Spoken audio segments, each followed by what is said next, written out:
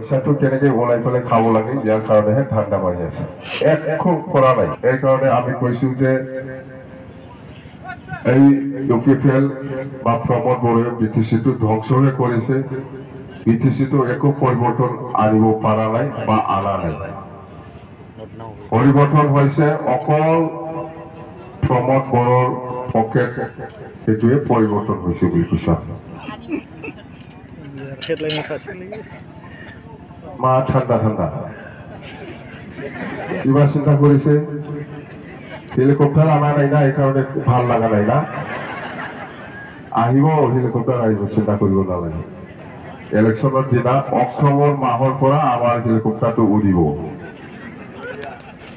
helicopter উৰিব অক্টোবৰ মাহৰ পৰা এই সময়ত সব পলিটিকেল পাৰ্টিয়ে নিৰ্বাচনৰ কাৰণে নামিব অল ইণ্ডিয়া অক্টোবৰ নৱেম্বৰ এইফালে পৰা নিৰ্বাচনৰ পথাৰ আহিব এমপি ইলেকশ্যনত আমাৰতো কোকৰাঝাৰ লোকসভা আৰু ওদালগুৰি লোকসভা দুটা আছে এইবাৰ আমি দুটা লোকসভা আমি পাবলৈ সক্ষম হম ২৭ তাৰিখত দিল্লীৰ পৰা ইলেকশ্যন কমিশনাৰ আহি আছে তাৰ লগতো আমাৰ দলে মিটিং আছে গতিকে ওদালগুৰি একটা পাব আৰু আমাৰ কোকৰাঝাৰ একটা পাব দুটা লোকসভা পাম আমি দুটা লোকসভা পাব আৰু আমি এই লোকসভা নিৰ্বাচনত কোনো দলৰ লগত মানে এলায়েন্স নকৰাকৈ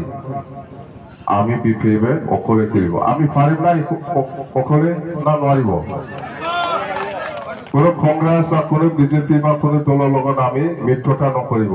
আমি বিপিএমে অকলে খেলিব হাৰে জিতে এইটো আমাৰ কথা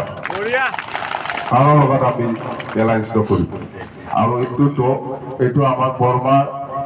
স্পেচিয়েল ডেলিগেট সেশনত অলৰেডি ডিচিশন লোৱা হৈছে পাৰ্টি ডিচিশন এইটো মোৰ ডিচিশন নহয় পাৰ্টিয়ে ডিচিশন লৈছে যে আমি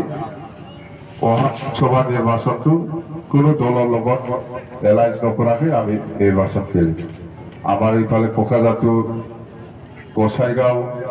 এছেম্বলি একটা হ'ব একটা খচুগাঁও এছেম্বলি হ'ব একটা দতমা বিধানসভা হ'ব ইয়াৰ পিছত কোকৰাঝাৰ ইয়াৰ পিছত চিডলি এনেকুৱা সমষ্টি নাথাকিব চিৰাং সমষ্টি থাকিব চিৰাং আৰু বিজনী ইয়াৰ পিছত গোবৰ্ধনা থাকিব পাৰে আমাৰ